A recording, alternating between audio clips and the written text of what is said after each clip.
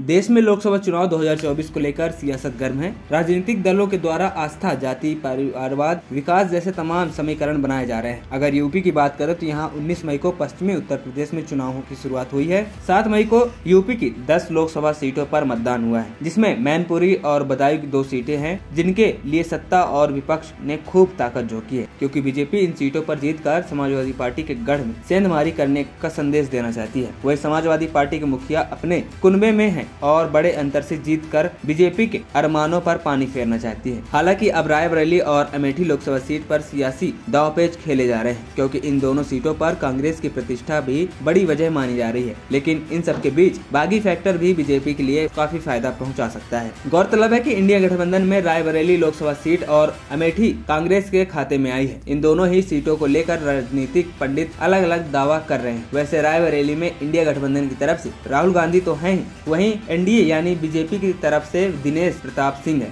अमेठी की बात करें तो 2019 में राहुल गांधी को बीजेपी की स्मृति ईरानी ने हराया था। इस कांग्रेस ने केएल शर्मा को चुनावी मैदान में उतारा है, लेकिन यहाँ भी मुकाबला दिलचस्प नजर आ रहा है। इसकी सबसे बड़ी वजह यह रही कि लोकसभा चुनाव से ठीक पहले राज्यसभा चुनाव में हुई बगावत मानी जा रही है। इसका नतीजा भी ये सामने आया कि समाजवादी पार्टी के 3 उम्मीदवारों में से 2 जीत ही पाए। वहीं रायबरेली लोकसभा सीट के अंतर्गत 5 विधानसभा सीटें आती हैं। बछरावा, हरचंदपुर, रायबरेली, सरेनी और ऊंचाहार विधानसभा में करीब 17,50,000 मतदाता हैं। अमेठी लोकसभा में 4 विधानसभा सीटें हैं। तिलोई, जगदीशपुर, गौरीगंज और अमेठी, यहाँ भी 18 लाख के करीब मतदाता हैं। हालांकि अमेठी लोकसभा सीट में गौरीगंज से समाजवादी पार्टी के राकेश प्रताप सिंह विधायक, अमेठी से समाजवादी पार्टी से महाराजी प्रजापति विधायक है। रायबरेली की ऊंचाहार विधानसभा सीट से मनोज पांडे समाजवादी पार्टी के विधायक है, लेकिन इन सभी विधायकों ने राज्यसभा चुनाव में भाजपा के पक्ष में वोट दिया था। ऐसे में ये चारों विधायक अमेठी और रायबरेली में कांग्रेस प्रत्याशी के पक्ष में चुनाव प्रचार तो करेंगे नहीं, जबकि